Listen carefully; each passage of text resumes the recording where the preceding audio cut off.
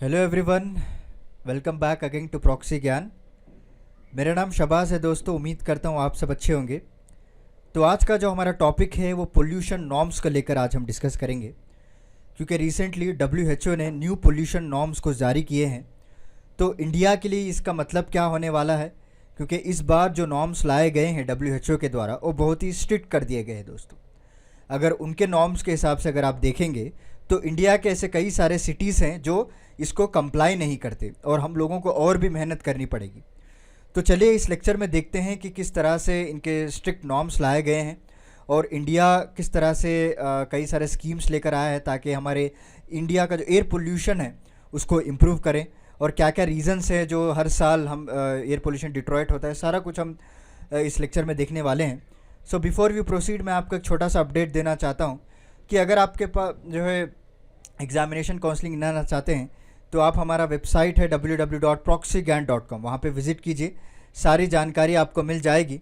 अपने टाइम और रिक्वायरमेंट के हिसाब से आप अपने सेशन को बुक कर सकते हैं दोस्तों। तो लेट्स स्टार्ट द लेक्चर। और आगे बढ़ने से पहले एक और अपडेट है कि इस चैनल को आप लाइक कीजिए, शेयर कीजिए, सब्सक्राइब कीजिए, क्योंकि जितना आप लाइक, शेयर और सब्सक्राइब करेंगे तो हम लोगों को भी उतना भी मोटिवेशन मिलेगा ताकि और भी इंटरेस्टिंग टॉपिक जो है हम आपके लिए लेकर आ सकते हैं।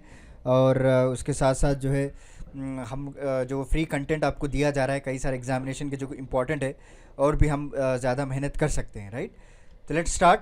सो new air quality norms release by the WHO organisation, जो वेडनेसडे के दिन रिलीज़ किया गया था, राइट। और कई सारे जो है डिबेट्स किए गए, उसके ऊपर हमारे मिनिस्ट्री के द्वारा भी इसमें चर्चा की गई है कि एयर पोल्यूशन जो अभी इंडिया के नॉर्म्स अगर आप देखेंगे तो would make India appear words, okay, क्योंकि ऑलरेडी जो एग्जिस्टिंग नॉर्म्स हैं उसके हिसाब से हम थोड़े बहुत बेटर लग रहे थे, बट WHO ने और भी कुछ स्ट्रिक्ट नॉर्म्स लेकर आ गया। उसकी वजह से क्या हो गया, हमारा इंडिया की जो कंडीशन है वो वर्ड्स होती जा रही है। समझ रहे हैं आप, right.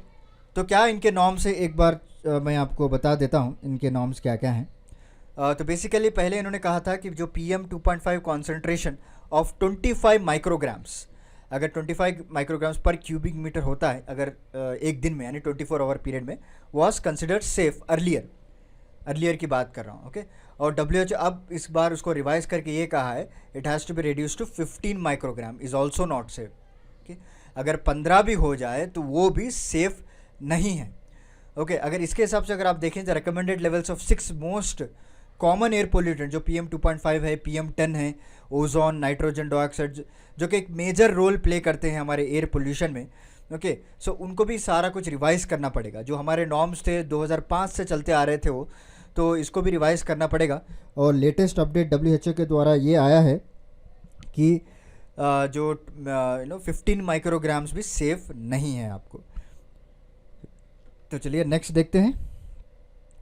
So the new guidelines जो अभी बताए गए थे, it was taken into scientific studies in recent years. कई सारे स्टडीज़ करने के बाद, कई सारे रिसर्च करने के बाद इसको निकाला गया है, क्योंकि आप सभी लोग जानते हैं nearly 7 million deaths will happen, okay, and now contributed to the disease that directly cause of air pollution, right. समझ रहे हैं। So 7 million deaths every year will happen which directly link to the cause of air pollution. और recently जो Greenpeace के द्वारा एक study publish की गई है, जो कॉन्सेंट्रेशन है हमारे इंडिया में PM 2.5 का, अगर 2020 की बात करें, so it is nearly 17 times higher than the recommended levels. जो 2005 में रूल्स लाए गए थे नॉर्म्स को, उससे 17 गुना ज़्यादा है। कौन से सिटीज़ में, मुंबई में देखेंगे आप तो 8 टाइम्स हायर है, कोलकाता में 9 टाइम्स है, Chennai, even south Indian city भी आपको इसमें 5 टाइम्स हायर नज़र आ रही है। तो इसके चलते हुए बहुत ही ख़तरनाक सिचुएशन क्रिएट हो रही है हमारे इंडिया में, क्योंकि आप सभी लोग जानते हैं जो 7 मिलियन डेथ्स हुए थे which is directly cause to the air pollution, अगर इसी तरह चलता रहा तो धीरे धीरे जो है हमारा इंडिया में भी एक ऐसी बीमारी फैल जाएगी जो सिर्फ एयर पोल्यूशन के लिए लिंक होगी, ओके। इवन दो गवर्नमेंट ने कई सारे स्टेप्स उठाए हैं, उज्ज्वला स्कीम आया, राइट, स्वच्छ भारत मिशन, कई सारे ऐसे स्कीम्स लेकर आए हैं, बट स्टिल अभी ज़्यादा दूर जाना है हमको, अभी ज़्यादा कई सारे ऑब्जेक्टिव्स, कई सारे एम्स को हम लोगों को अचीव करना है, राइट। अभी तो WHO ने और भी स्ट्रिक्ट कर दिया, वो तो बोल रहा है कि 15 माइक्रोग्राम्स भी सेफ नहीं है। So considering the current situation, even the older one, WHO जो नॉर्म्स हैं वो बियॉन्ड इंडियाज़ रीच है, बिकॉज जिस तरह से अगर आप इंडिया का फ्यूचर देखेंगे क्योंकि आप सभी लोग जानते हैं कि इंडिया का जो फ्यूचर है वो अभी डेवलपिंग टेक्नोलॉजीज़ में है और इंडस्ट्रीज़ लाए जा रहे हैं, राइट। कई सारे इंडस्ट्रीज यहाँ पे इन्वेस्ट किया जा रहा है। तो ये जो न्यू स्टैंडर्ड ऐसा माना जा रहा है, it's unlikely to be achieved for several years. Okay, several years भी चले जाए तो अभी उतना मुश्किल है कि हम इसको अचीव कर सकें। और बियॉन्ड दैट जो रिवाइज स्टैंडर्ड्स भी बनाए गए हैं of the mountain scientific evidence, जो साइंटिफिक एविडेंस लेकर ये बनाया गया है, they are much higher risk to human health also from air pollution than earlier known. देखिए, इस तरह से आप नेगेटिव पर्सपेक्टिव नहीं देखना चाहिए। हाँ भाई, अभी कई साल लग जाएंगे इसको इम्प्लीमेंट करने के लिए, हम कभी भी अचीव नहीं कर पाएंगे, इस तरह सा पर्सपेक्टिव नहीं होना चाहिए। चाहे वो गवर्नमेंट हो, चाहे वो एनजीओस हो, चाहे जो भी हो जो एयर पोल्यूशन के लिए काम करते हैं, चाहे वो इंडिविजुअल से क्यों ना हो। तो ये पॉजिटिव माइंड रखिए कि अब से अगर हम स्टार्ट करेंगे तो we should achieve the target, we should achieve the objective at certain period. Okay, चाहे वो जल्दी भी हम इसको अचीव कर सकते हैं। Okay, and there is unlikely to be any dramatic improvement. अगर आप देखेंगे पिछले कुछ सालों से उतना इम्प्रूव नहीं हुआ है, but any how continuously efforts लगाए रखें। और बेसिकली क्वालिटी ऑफ एयर जो है कई सारे फैक्टर्स के ऊपर डिपेंड होता है दोस्तों। ओके, ऐसा नहीं कि सिर्फ इंडस्ट्रीज़ पे या फिर उनके पोल्यूशन पे डिपेंड रहता है। कई सारे एक्टिविटीज़ होते हैं और उसको किस तरह से टैकल किया जाता है। जैसे स्टबल बर्निंग हो गया, this is the best example that can easily understand. Okay, जो स्टबल बर्निंग जो दिल्ली एनसीआर के आसपास जो बर्न की जाती है, तो उसकी वजह से दिल्ली में कई सारे एयर क्वालिटी इश्यूज आ जाते हैं।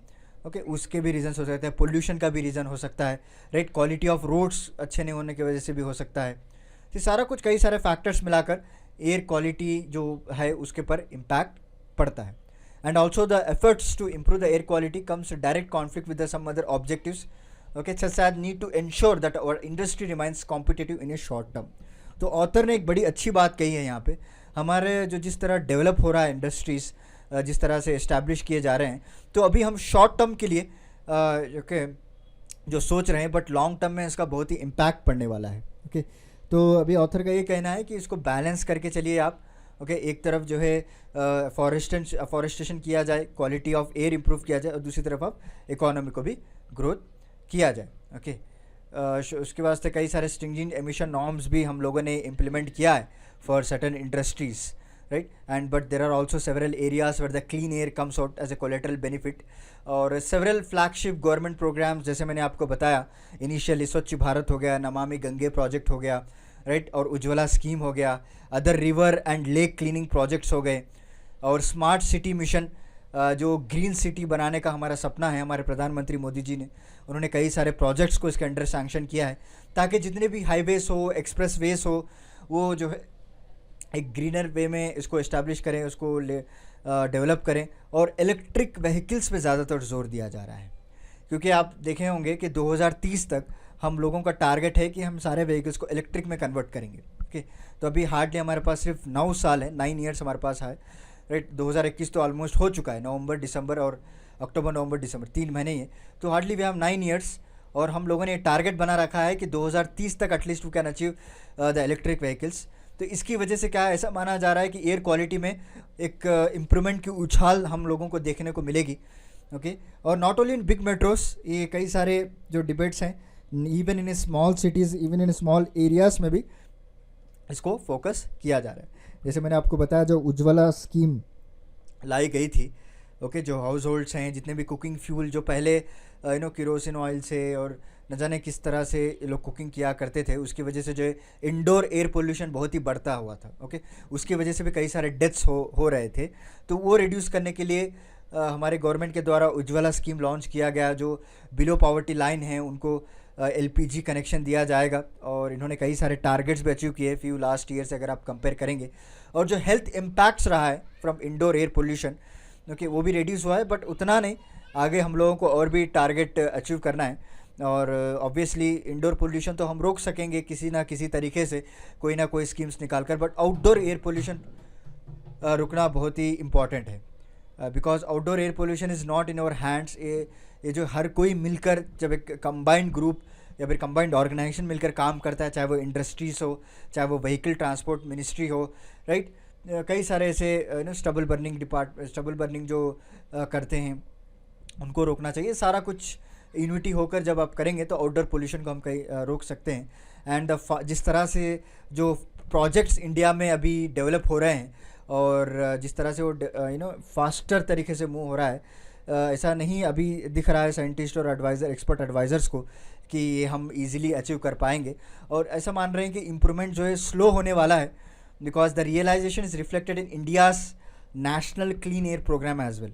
ओके, जो हमारे गवर्नमेंट के द्वारा जो क्लीन एयर प्रोग्राम निकाला गया था, उसमें भी उन लोगों को पता चला कि इम्प्रूवमेंट जो है बहुत ही स्लो है। ओके, बिकॉज जो प्रोजेक्ट्स हम अदर साइड ऑफ, अगर पिक्चर की बात करें, अदर साइड ऑफ कॉइन की अगर हम बात करें, एक तरफ हम इंडस्ट्रीज़ को भी डेवलप करना है, राइट, हमारे इकोनॉमी को भी ग्रो करना है। ये इस पैंडमिक में तो बहुत सारे इकोनॉमी डाउन हो चुकी थी, बट एनी हाउ पैंडमिक की वजह से इन्वायरमेंट और इकोलॉजी में बहुत इंप्रूवमेंट हमने को देखने को मिला है, क्योंकि आपने देखा होगा 2020 में दिल्ली का जो एयर क्वालिटी इंडेक्स था वो बहुत ही उसमें सुधार देखने को मिला है हमको, बहुत ही इम्प्रूवमेंट रहा है, राइट। बट दोबारा से पोस्ट पैंडमिक में बाद भी हम लोगों को इस तरह मेंटेन करना चाहिए, तभी तो कुछ अचीव कर सकते हैं, otherwise it will take several years to be achieved, but there are number of rather low hanging results that can deliver appreciable benefits with a short span of time. अगर आप देखेंगे तो उतना हम लोगों को अभी जो है एक भरोसा नहीं है कि हम इसको अचीव कर पाएंगे, but any how we need to develop some cost effective technologies, we need to develop from